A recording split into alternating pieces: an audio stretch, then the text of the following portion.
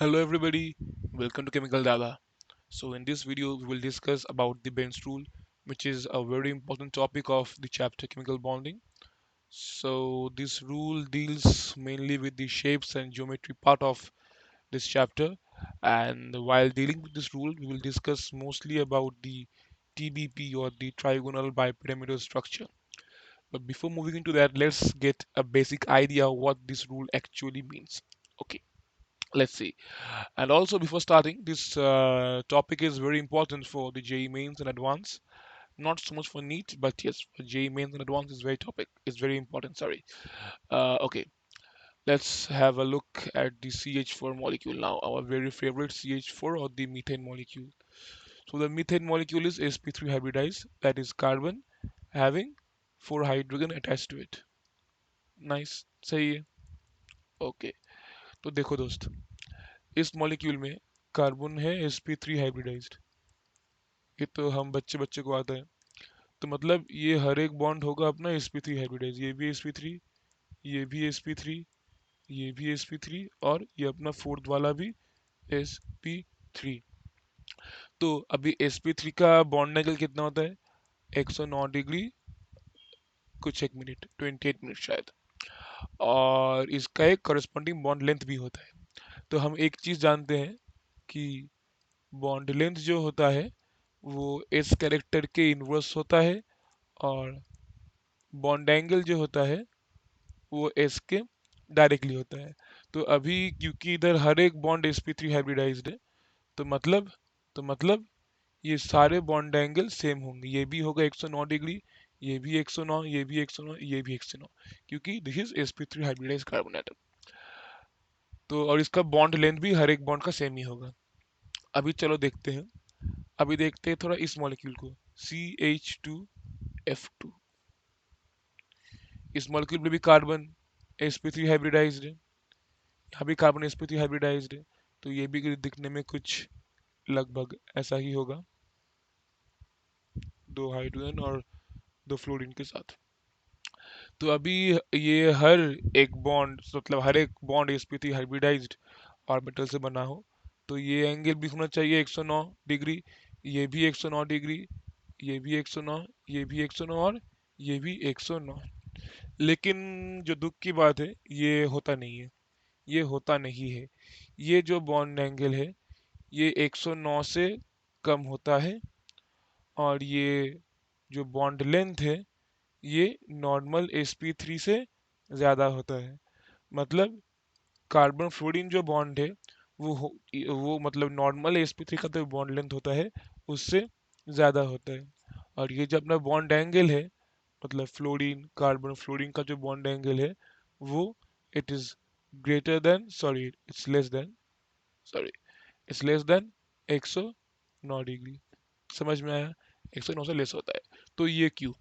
भाई साहब, कार्बन तो दोस्त उधर भी 100 मतलब sp3 था, और दोस्त कार्बन इधर भी sp3 ही है. तो फिर ये डिफरेंस क्यों आ रहा है? इधर हर एक बॉन्ड एंगल सेम है, हर एक बॉन्ड लेंथ भी सेम है, लेकिन इधर बॉन्ड एंगल अलग अलग है. ये वाला बॉन्ड एंगल 109 से ज्यादा, मतलब 109 से ज्यादा है. ये बॉन्ड एंगल 109 के ऊपर होगा, is more than 100 109 degree. This bond angle, this ये बॉन्ड एंगल, ये हाइड्रोजन कार्बन का जो बॉन्ड एंगल ये 109 से ज़्यादा होगा, जो नॉर्मल है उसका ज़्यादा होगा, और ये वाला उससे कम होगा. अभी ये डिफरेंस क्यों आ रहा है? तो चलो, इसके लिए हम थोड़ा और डिटेल्स में इस चीज़ को देखते हैं. तो हम लोग क्या जानते हैं? हम लोग जानते हैं कि ये लोग तो मतलब ये बात हम सभी जानते हैं, बॉन्ड लेंथ और बॉन्ड एंगल का क्या संपर्क है इस कैरेक्टर के साथ. हम एक और चीज़ भी शायद जानते हैं कि जो इलेक्ट्रोनेगेटिविटी है ऑर्बिटल्स का, वो सबसे ज़्यादा है sp का, फिर है sp2 का, फिर है sp3 का. यानी electronegativity is directly proportional to characters with S character. मतलब एक बॉन्ड का, मतलब समझ लो ये कार्बन है, इसके साथ एक कोई, ओके चलो इसको ऐसे बनाते हैं, इसको ऐसे बनाते हैं चलो. इस ये कार्बन का सपोज sp(n) है, ठीक है, sp(n). Now n can be 1, 2 और 3. फाइन. और ये एक बॉन्ड बना रहा है किसी एक मॉलिक्यूल A के साथ. अभी इस बॉन्ड का जो पोलैरिटी है, जो मतलब जो इलेक्ट्रोनेगेटिविटी है, वो ज्यादा होगा अगर n 1 हुआ, मतलब अगर sp हुआ तो इसका, सॉरी sp हुआ तो इसका इलेक्ट्रोनेगेटिविटी बहुत ज्यादा होगा। अगर 2 हुआ तो उससे कम होगा, और अगर 3 हुआ तो और भी कम होगा। समझ में आया? चलो अभी देखो यार, अपने पास कार्बन है, अपने पास फ्लोरीन है, ठीक है। अभी अगर कार्बन sp हाइब्रिडाइज्ड हुआ तो कार्बन के इलेक्ट्रोनेगेटिविटी काफी ज्यादा होगा। अगर sp3 हुआ, इलेक्ट्रोनेगेटिविटी कम होगा। sp2 हुआ तो बीच बीच में होगा, और sp हुआ तो भैया का इलेक्ट्रोनेगेटिविटी बहुत ज्यादा होगा, ठीक है। चलो हम समझ लेते हैं कि ये कार्बन, चलो sp है, पकड़ लेते हैं कि ये sp है। और ये जो अपना फ्लोरीन है, ये भाई साहब तो है सबसे electronegative atom of the periodic table. सबसे इलेक्ट्रोनेगेटिव तो यही है। तो अभी इलेक्ट्रोनेगेटिव जो होता है एलिमेंट, उसका क्या होता है, वो इलेक्ट्रॉन अपनी तरफ खींचता है। And electronegative element is suppose to pull the electron toward itself. अभी फ्लोरीन का इलेक्ट्रोनेगेटिविटी बहुत ज्यादा है, तो ये क्या करेगा, इस बॉन्ड का जो दो इलेक्ट्रॉन है इसको अपनी तरफ खींचेगा। अगर कार्बन अगर कार्बन इलेक्ट्रॉन दे देता है तो ये भाई साहब फ्लोरीन तो मजे मजे में सारे इलेक्ट्रॉन अपने तरफ खींच लेंगे और अपने ऊपर कर लेंगे डेल्टा नेगेटिव चार्ज। अपने ऊपर कर लेंगे डेल्टा नेगेटिव चार्ज। लेकिन अगर कार्बन हो गया sp हाइब्रिडाइज्ड, मतलब अगर कार्बन का भी हो गया इलेक्ट्रोनेगेटिविटी काफी भारी, तब होगा दिक्कत। तब दिक्कत क्या होगा, तब दिक्कत यही होगा कि फ्लोरीन का तो है ही अपना ज्यादा इलेक्ट्रोनेगेटिविटी, तो फ्लोरीन तो अपनी तरफ इलेक्ट्रॉन को खींच ही रहा है।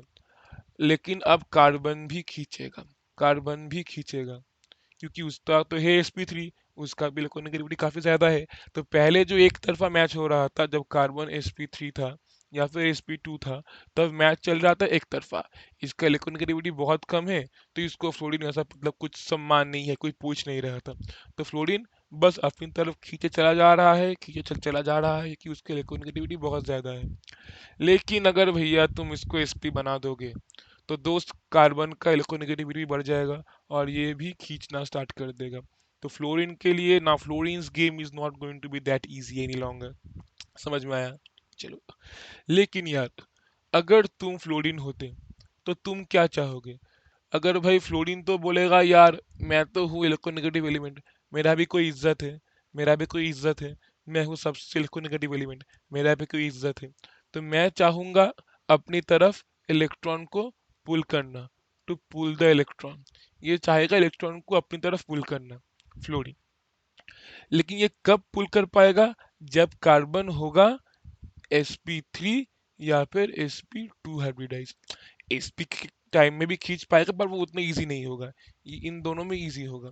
तो अगर तुम यार फ्लोरीन को चॉइस दो कि you choose between sp carbon and sp2 और sp3 कार्बन, तो यार फ्लोरीन तो सबसे पहले चूज करेगा sp3 को, फिर चूज करेगा sp2 को, फिर चूज करेगा sp को, क्योंकि sp तो है सबसे तगड़ा इंसान, ये अच्छा फाइट देगा। और ये है कमजोर बंदा, ये तो फ्लोरिन को चलो यार माफ कर दो, हाथ जोड़ते तुम्हारे आगे, तुम खींच लो। तो फ्लोरीन मांगेगा sp3 को, मतलब इस सब क्या। अभी इधर एक चीज गौर करना, यहाँ पे p कैरेक्टर है 75%, यहाँ पे p कैरेक्टर है 33%, और यहाँ p कैरेक्टर है 50%। समझ में आया? सॉरी यहाँ पे 66 होगा, 66%। समझ में आया? समझ में आया? मतलब फ्लोरीन प्रेफर करेगा उसी चीज को जहाँ एस कैरेक्टर कम है और पी कैरेक्टर ज्यादा है। मतलब electronegative substituent electronegative substituent prefers P orbital. ये बात एकदम अपने दिमाग में टैटू करवा के रखना है। Electronegative substituent prefers P orbital, prefers P orbital. समझ में आया? समझ में आया क्यों? क्योंकि ये भाई साहब है इलेक्ट्रोनेगेटिव, ये चाहेंगे खींचना। तो अब ये कब खींच पाएंगे, कब खींच पाएंगे? ये तभी खींच पाएंगे अगर ए- कार्बन में कार्बन में एस कैरेक्टर कम हुआ और पी कैरेक्टर ज्यादा हुआ। क्योंकि अगर एस कैरेक्टर बढ़ गया तो यार उसका इलेक्ट्रोनेगेटिविटी भी बढ़ जाएगा और खींचना उतना आसान होगा नहीं। तो इसीलिए फ्लोरीन चाहेगा कि कार्बन का पी कैरेक्टर ज्यादा हो और एस कैरेक्टर बहुत ही कम हो। अब वापस आते हैं अपने एग्जाम्पल पर, जो कि था CH2F2। देखो फिर से बनाते हैं इसको। एक चला गया सामने फ्लोरीन, एक चला गया ऑन द प्लेन फ्लोरीन। सही है। ओके। अभी देखो, ये कार्बन तो है sp3, इसमें तो कोई दिक्कत है ही नहीं।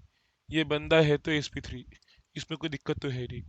लेकिन जो बात है, ये चारों बॉन्ड होने चाहिए थे sp3, मतलब अपने पास होने चाहिए थे चारों sp3, जहाँ पे अपने पास होगा 25% एस और 75% पी कैरेक्टर। लेकिन ये अभी हो नहीं रहा, ये भी हो नहीं रहा। ये बॉन्ड, ये बॉन्ड, ओके चलो इस बॉन्ड से देख लेते हैं। ये वाला जो अपना बॉन्ड है, ये वाला और ये अपने जो दो बॉन्ड है, ये sp3 से थोड़े कम है। मतलब ये sp3 भी नहीं है, sp2 भी नहीं है, ये sp3 और sp2 के बीचों बीच है। मतलब इन बॉन्ड में अपने पास होना चाहिए था 25% पी और 75, सॉरी 25% एस और 75% पी। वो था आइडियल केस जो यहाँ पे हो रहा था। लेकिन अभी इधर होगा नहीं, इधर होगा नहीं। इधर पी कैरेक्टर इंक्रीज हो जाएगा, इधर क्या होगा, इधर पी कैरेक्टर अपना इंक्रीज हो जाएगा। पी समझ लो हो गया 85% पी और समझ लो एस हो गया तेरा 15% एस। क्योंकि फ्लोरीन चाहता है पी को, फ्लोरीन चाहता है पी को। अगर इसका पास एस ज्यादा हो गया तो भैया ये तो खींचे खत्म कर देगा। तो पी के पास ये मतलब इसका पी बढ़ जाएगा, एस घट जाएगा। शायद इतना भी नहीं बढ़ेगा जितना मैंने लिख दिया होगा, इतना भी नहीं बढ़ेगा। ये समझो 80 हो गया और ये कुछ 20 के करीब हो गया। समझ में आया, समझ में आया। इसका भी सेम है, वही सीन है। 80% करीब करीब पी हो गया और एस हो गया करीब करीब 20%। ठीक है। और अपना ये जो दो बंदे पड़े हैं भाई साहब इधर, हाइड्रोजन जिसको अब तक हम नेगलेक्ट करते आए थे, ये बॉन्ड होने चाहिए थे sp3, जहाँ 25% है 75% पी। लेकिन इधर ये बंदे अभी हो जाएंगे करीब करीब 30% एस और 70% पी। मतलब देखो यार, देखो दोस्त, बैलेंस में चल रहा है। यहाँ इन दो बॉन्ड में तुमने पी को इंक्रीज कर दिया, इन दो बॉन्ड में तुमने पी को इंक्रीज कर दिया, पी को बढ़ा दिया, तो इस बॉन्ड में भैया पी घट जाएगा। मतलब तुमको भाई बैलेंस में चलना है, बैलेंस में चलना है। समझ में आया, समझ में आया। अभी देखो, इन दोनों बॉन्ड में एस कैरेक्टर कम है, पी कैरेक्टर ज्यादा है। तो अभी अगर तुम एस कैरेक्टर को घटाओगे तो बॉन्ड एंगल भी तो घटेगा ना भाई। एस कैरेक्टर को घटाओगे तो बॉन्ड एंगल भी तो घटेगा ना यार। देखो इधर, तो देखो वही हो रहा है। ये बॉन्ड एंगल जो 109 होना चाहिए था वो उससे कम हो रहा है। क्योंकि क्योंकि इधर अपना एस कैरेक्टर भी घट चुका है। और ये अपना जो बॉन्ड लेंथ है वो भी बड़ा हो चुका है, क्योंकि जो पी अपना होना चाहिए था 75, ये बंदे भाई साहब इधर बन के बैठे हैं करीब करीब 80%। तो इधर बॉन्ड एंगल भी क्या होगा, क्या होगा, एस कैरेक्टर घट गया तो इसका बॉन्ड एंगल भी घट ही जाएगा। और इसका बॉन्ड एंगल यही यार बढ़ जाएगा। समझ में आया, समझ में आया क्यों हो रहा है। तो यही है बेंस रूल। तो बेंस रूल क्या बोल रहा है, सेंट्रल एटम, सेंट्रल एटम जो है, मैं लिखा था यहाँ पे, हाँ। तो यही है बेंस रूल का मतलब एकदम स्टेटमेंट जो है, मतलब एग्जैक्ट स्टेटमेंट नहीं है पर मसला यही है कि electronegative substituent prefers the pure mineral. क्योंकि अगर पी हो गया तो भाई साहब खींच पाएंगे, और खींच पाएंगे तो उनका मतलब काम हो जाएगा जो वो करने आए हैं, खींचने ही आए हैं। इलेक्ट्रोनेगेटिव सब्स्टिट्यूएंट खींचने ही आए हैं। और कब खींच पाएंगे, जब पी ज्यादा होगा एस कम होगा। तो यार वही हो रहा है, इस बॉन्ड में पी बढ़े जा रहा है और इधर पी घटता चला जा रहा है। ठीक है। चलो, चलो अभी देखते हैं एक दूसरा एग्जाम्पल। समझ लो तुम्हारे पास है अभी ये ClF3 मॉलिक्यूल, ClF3 मॉलिक्यूल। अभी जरा इसका देखते हैं क्या है हाइब्रिडाइजेशन। बना लो, बना लो। ये बनेगा 3s2 3p5 3d0। ठीक है, क्लोरीन बना लो, बना लेते हैं क्लोरीन को। देखते हैं क्लोरीन भाई साहब क्या बोल रहे हैं। तो ये शायद बनने के बाद कुछ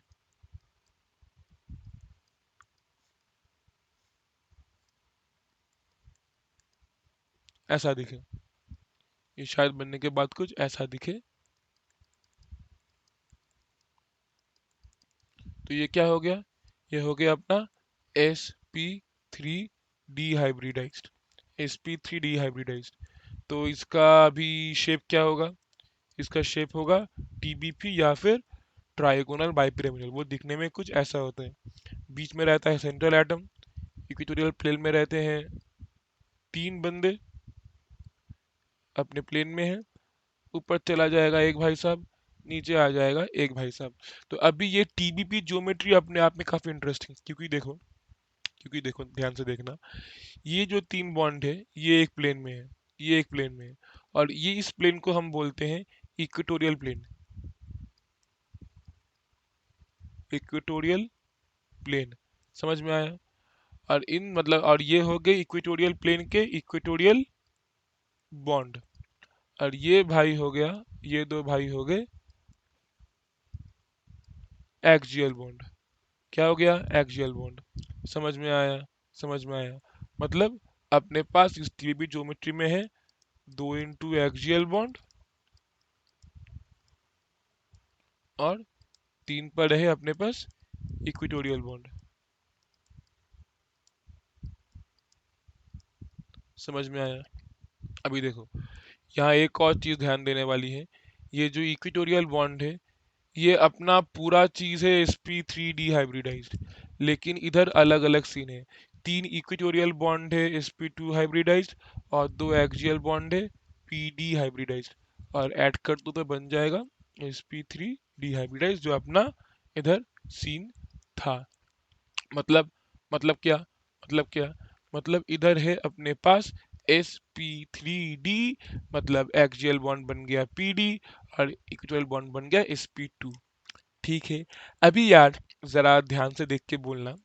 समझो तुम्हारे पास ऐसा कोई सिस्टम है ab3c2। अब समझ लो c का इलेक्ट्रोनेगेटिविटी b से ज्यादा है। तो यार तुम c को कहाँ रखोगे और b को कहाँ रखोगे? तुम c को इक्वेटोरियल प्लेन में रखोगे या b को रखोगे एक्सियल में?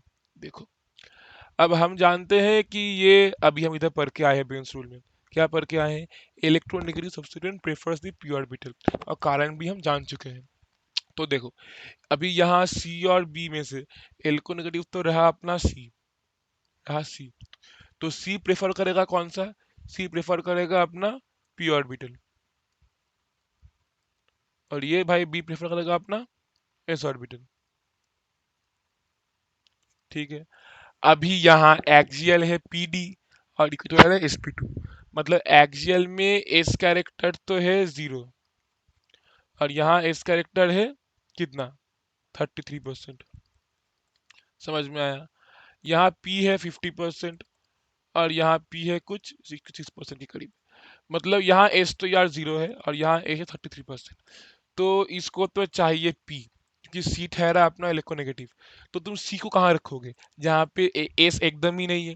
क्योंकि अगर तुम थोड़ा भी एस दे दोगे, अभी अगर तुम सेंट्रल एटम को थोड़ा भी एस दे दोगे तो वो उसी से खींचेगा, क्योंकि एस मतलब इलेक्ट्रोनेगेटिविटी, एस मतलब खींचने का पावर, एस मतलब इलेक्ट्रोनेगेटिविटी, एस मतलब पुलिंग पावर, इसका मतलब है खींचने का पावर।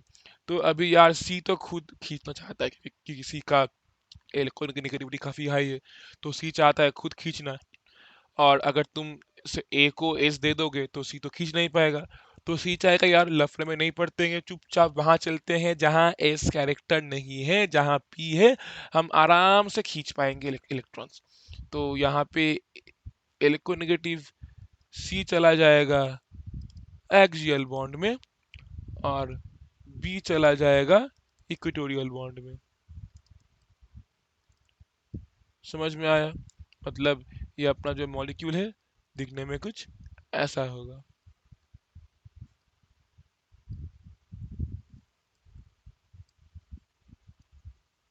ऐसा होगा। ठीक है। दिखने में कुछ भाई सब अपने ऐसे होंगे। समझ में आया? समझ में आया?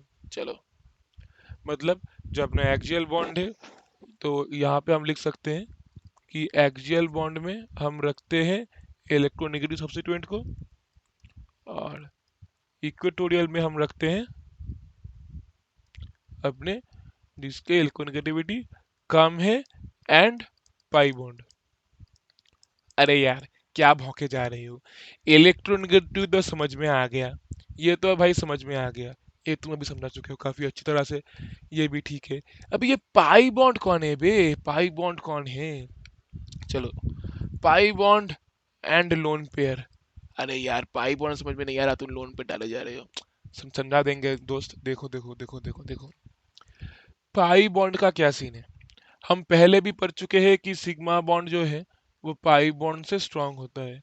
हम उसका कारण भी पहले जान चुके हैं, due to poor overlap in pi, poor overlap in pi. समझ में आया, सॉरी, पाई। समझ में आया, समझ में आया, चलो, यह जानते हैं हम पहले से भी। हम ये भी अभी अभी डिस्कस करके आए हैं रिवाइज करके कि अपना जो बॉन्ड लेंथ है वो इसके साथ इनवर्सली जाता है। एस बढ़ाओगे तो बॉन्ड लेंथ घटेगा, और बॉन्ड लेंथ जो है वो बॉन्ड के स्टेबिलिटी के साथ भी इनवर्स जाता है। अभी अगर तुम बॉन्ड लेंथ को बढ़ा दोगे तो बॉन्ड हो जाएगा अनस्टेबल, और बॉन्ड लेंथ को घटा दोगे तो बॉन्ड हो जाएगा स्टेबल। ये भी बहुत इजी है, हम जानते हैं इसको। चलो, अभी अभी अभी अभी अभी अभी अभी पाई बॉन्ड जो है भैया ठहरा वीक। अभी तुम वीक को तो और वीक बनाओगे नहीं, तुम चाहोगे कि इस वीक चीज को हम जितना स्ट्रांग बना सके। मतलब पाई का ओवरलैप वीक ही है, लेकिन जितना भी स्ट्रांग बना सकते हैं, जितना स्ट्रांग बना सकते हैं उतना स्ट्रांग बनाएंगे। अभी स्ट्रांग बनाने के लिए तुम क्या करोगे?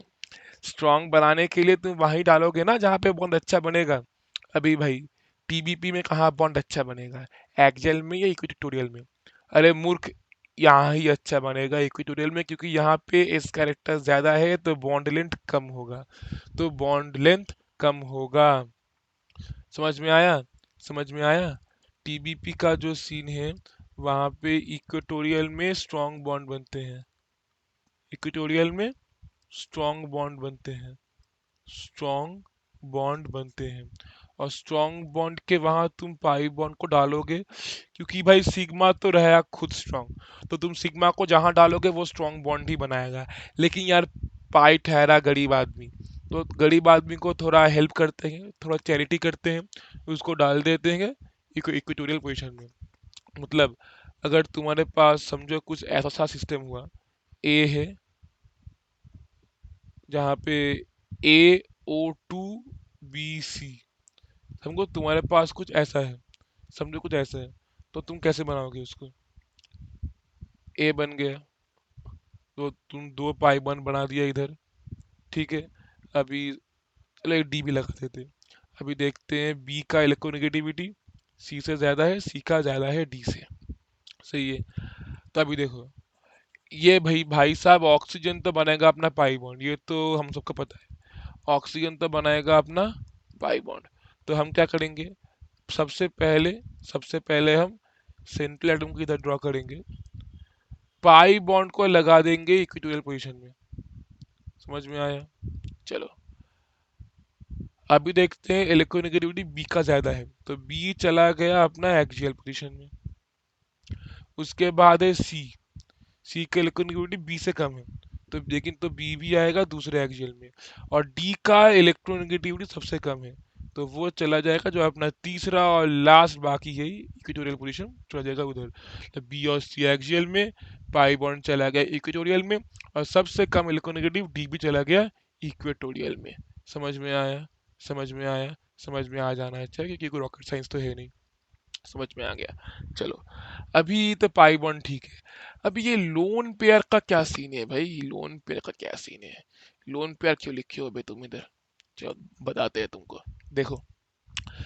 हम जानते हैं कि जो बॉन्ड पेयर होता है, जो बॉन्ड पेयर जो होता है वो दो एटम्स के बीचों बीच रहता है, तो वो tightly tightly held on to, tightly held on to मतलब टाइटली उसको तुम पकड़ के रखे हो, क्योंकि उसको दो आदमी कंट्रोल कर रहे हैं। अभी लेकिन भाई तुम इधर लोन पेयर को देख लो, तो लोन पेयर तो रहा आवारा, ये रहा आवारा बंदा। क्योंकि क्यों क्यों क्यों क्योंकि ये जो अपना लोन पेयर है, ये बस one atom controlling, one atom controlling it. ये लोन पेयर जो है ये भाई साहब ए का ही है, इसमें बी का कोई हाथ नहीं है। ये जो लोन पेयर आवारा बन चुका है ये बी ए के कारण ही बना है, इसमें बी का कोई दोष नहीं है, कोई कसूर नहीं है। इस लोन पेयर को आवारा ए ने बनाया है, लफंगा ए ने बनाया है, क्योंकि ए अकेला बेचारा इसको कंट्रोल नहीं कर पा रहा था। तो अभी तुम्हारे पास अगर टीबीपी ज्योमेट्री है और तुम्हारे पास लोन पेयर भी है, अगर लोन पेयर आवारा बन गया तो वो तो भाई तहलके मचा देगा और सिस्टम को बना देगा अनस्टेबल, सिस्टम को बना देगा अनस्टेबल। तो तुमको इस लोन पेयर को अंडर कंट्रोल लाना है, अंडर कंट्रोल लाना है। तो भाई अंडर कंट्रोल कौन ला पाएगा, एस या फिर पी, एस या फिर पी। भाई ये तो बच्चा बच्चा बोल देगा एसी ला पाएगा, क्योंकि क्योंकि बॉन्ड लेंथ एस के इनवर्सली प्रोपोर्शनल है और बॉन्ड लेंथ स्टेबिलिटी के इनवर्सली प्रोपोर्शनल है, यानी एस कैरेक्टर स्टेबिलिटी के डायरेक्टली प्रोपोर्शनल हो गया। समझ में आया? तो तुम लोन पेयर को, मतलब ये this is comparable to a pi bond seen actually. तो तुम पाई बॉन्ड को स्टेबल करने के लिए डाल रहे हो इक्विटोरियल पोजीशन में। सिमिलरली तुम लोन पेयर जो आवारा है उसमें थोड़ा थोड़ा शर्म, थोड़ा डिसिप्लिन लाने के लिए तुम उसको डाल दोगे फिर से अपने इक्वेटोरियल पोजीशन में, तुम उसको फिर डाल दोगे अपने इक्वेटोरियल पोजीशन में, यानी जहां से कहानी शुरू हुआ था ClF3, उसको हम फिर से एक बार देख लेते हैं। उसमें क्या था अपने पास ClF3 में, यार कहाँ ढूंढना पड़ेगा फिर से। हाँ चलो, था 3 लोन पेयर और 2 बॉन्ड पेयर। समझ में आ रहा है ना मूर्ख? 2 लोन पेयर और 3 बॉन्ड पेयर, 1 2 3। चलो कुछ से करना। तो यहाँ अपने पास बन गया 3 बॉन्ड पेयर और 2 लोन पेयर। तो Cl को बनाओ बीच में, डालो लोन पेयर को इक्वेटोरियल पोजीशन में, ये एक लोन पेयर, ये एक लोन पेयर है। तुम्हारे पास 3 फ्लोरीन, जिस फ्लोरीन का इलेक्ट्रोनेगेटिविटी काफी हाई है। तो कहाँ डालोगे, एक्सियल में डालना है, फार फार के बोल चुके हो तुमको, दोनों को डाल दिया। अभी जो अपना तीसरा फ्लोरीन है वो भी चाहता है एक्सियल पोजीशन, लेकिन यार सबका लक उतना अच्छा होता नहीं है, ये दोनों पहले आए थे, ये दोनों पहले दो एक्सियल में चले गए। तो इस तीसरे फ्लोरीन को अंडर फोर्सफुल कंडीशंस इक्वेटोरियल में ही रहना पड़ेगा, इसका तो यार कुछ हो नहीं सकता, अभी ये इधर ही पड़ा रहेगा। समझ में आया? 2 लोन पेयर चले गए इक्वेटोरियल पोजीशन में, 2 फ्लोरीन चले गए एक्सियल में, और तीसरा फ्लोरीन हालांकि चाहता नहीं था, लेकिन ना चाहते हुए भी उसको जाना पड़ेगा अपने इक्वेटोरियल पोजीशन में। समझ में आया? समझ में आया। चलो अभी एक और एग्जाम्पल करते हैं SF4 वाला। कौन सा करेंगे? SF4 वाला, ये भी काफी सिमिलर है। सल्फर का ड्रॉ कर लेते हैं पहले। ऐसा ऐसा कुछ दिखता है, यहाँ 2 नहीं है, एक ही है। दिखने में कुछ ऐसा होता है सल्फर, ठीक है। तो हम अभी क्या करने वाले हैं, हम अभी एक्साइट करेंगे इलेक्ट्रॉन को, जो हम करते आए हैं अभी तक, ठीक है। तो ये बन गया भैया 3 4, ठीक है। लगा दो फ्लोरीन, लगा दो फ्लोरीन। चलो यहाँ लगा दो फ्लोरीन, यहाँ लगा दो फ्लोरीन, यहाँ लगा दो फ्लोरीन, यहाँ भी लगा दो फ्लोरीन। तो भैया बन गया sp3 हाइब्रिडाइज्ड, जहाँ पे अपने पास है 4 बॉन्ड पेयर और एक लोन पेयर, एक। समझ में आया? sp3d मतलब TBP ज्योमेट्री। क्या करना है, सल्फर को लगा दो बीच में, और देखो लोन पेयर कितना है, लोन पेयर एक ही है, एक ही है। तो अपना एक लोन पेयर चला जाएगा कहाँ पे, इक्वेटोरियल पोजीशन में।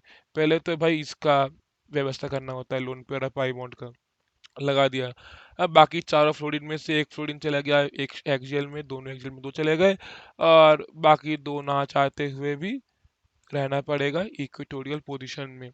समझ में आ गया? समझ में आ गया। चलो अभी एक और एग्जांपल करते हैं, जो है अपना XeO2F2, ठीक है। चलो अभी हम सीख चुके हैं शेप्स ऑफ ज्योमेट्रीज में कि ये जो अपना ऑक्सीजन है ये बनाएगा एक पाई एक सिग्मा, ऐसे दो ऑक्सीजन है तो मल्टीप्लाइड बाई टू, और ये तो बेचारा सिग्मा ही बनाता है फ्लोरीन। तो कुल मिला के अपने पास हो गए काफी सारे बॉन्ड। देखते हैं, देखते हैं क्या होता है। चलो, ये तो अपना रह गया नोबेल गैस। तो हर तो फील्ड ही होगा, फील्ड ही होगा। यहाँ भी पांच, पांच। अभी देखते हैं, देखो अपने को चाहिए बनाने के लिए इधर चार इधर दो छः। हम क्या करेंगे, इस सारे चीजों को एक साइड कर देंगे, मतलब ये अपना बन जाएगा दिखने में कुछ ऐसा, एक इधर एक इधर एक इधर।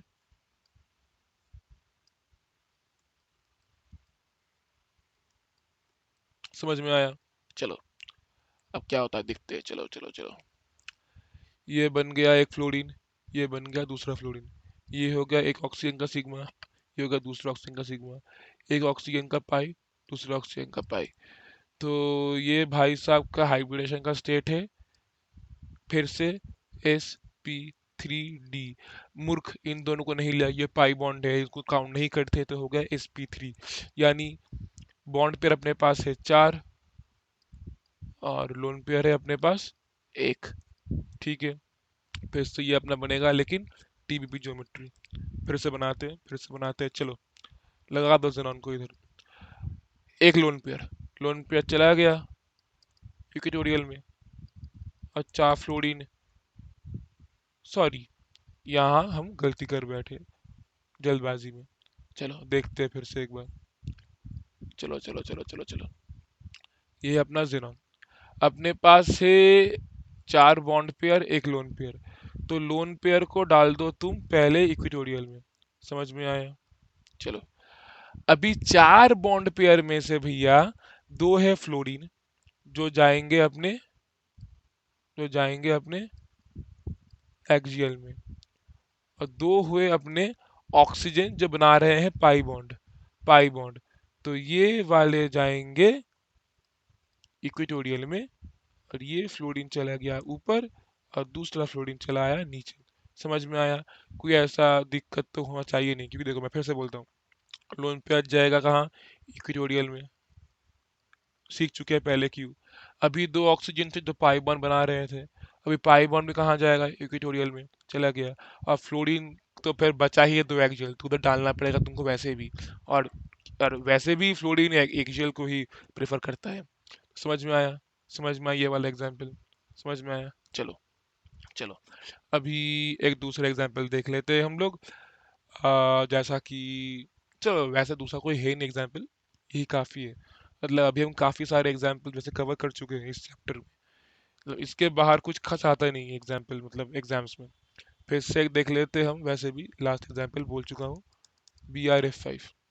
तो देखो, ये एक सिमिलर रिपीटेड एग्जाम्पल ही होगा, ये रिपीट ही होगा एग्जाम्पल, ऐसा कुछ नया सीखने को मिलेगा नहीं। लेकिन ये जो हम कर चुके हैं ना, ClF3 वाला, लोन पेयर वाला, बॉन्ड पेयर वाला, पाई बॉन्ड वाला, और ये जो हम कर चुके हैं ये काफ़ी इंपॉर्टेंट है। ये चीज़ तो काफ़ी इंपॉर्टेंट है यार। ये AO2BC जो मैंने लगाया था, मतलब पाई बॉन्ड वाले ऑक्सीजन चला जाएंगे इक्वेटोरियल प्लेन में, और एक नेगेटिव बी चला जाएगा एक्सियल में, फिर सी जो जो कम है वो होगा दूसरे एक्सियल में, और डी जो सबसे कम है वो चला जाएगा एक अपने लास्ट इक्वेटोरियल में। समझ में आया? तो ऐसे हम लोग सीखने वाले हैं, मतलब सीख चुके हैं। और लोन पेयर क्यों जाएगा इक्वेटोरियल में, पाई बॉन्ड क्यों जाएगा इक्वेटोरियल में, हम सीख चुके हैं। हम काफ़ी एग्जाम्पल्स भी कर चुके हैं इसमें। अभी जो हम लास्ट करने वाले BRF5, तो ये तुम लोग होमवर्क में कर लेना, करके देखना इसका शेप क्या आता है, ज्योमेट्री क्या आता है, और कौन कहाँ जाएगा। तो ये हो गया अपना बेंस रूल खत्म, और इसी के साथ हम खत्म कर चुके हैं अपना, मतलब शेप्स एंड ज्योमेट्रीज का एक मेजर पार्ट। और इसके बाद शेप्स और ज्योमेट्रीज का कुछ खास वीडियो आएगा नहीं, शायद कुछ और नए PYQ आने वाले हैं। लेकिन ये जो बेंस रूल था ये लेकिन काफ़ी इंपॉर्टेंट था, तो इसको ध्यान से पढ़ना है और प्रैक्टिस करते रहना है क्वेश्चंस को। हम वापस आएंगे with more videos on PYQ, but as of now, practice these questions, do this homework, and happy learning. Thank you so much.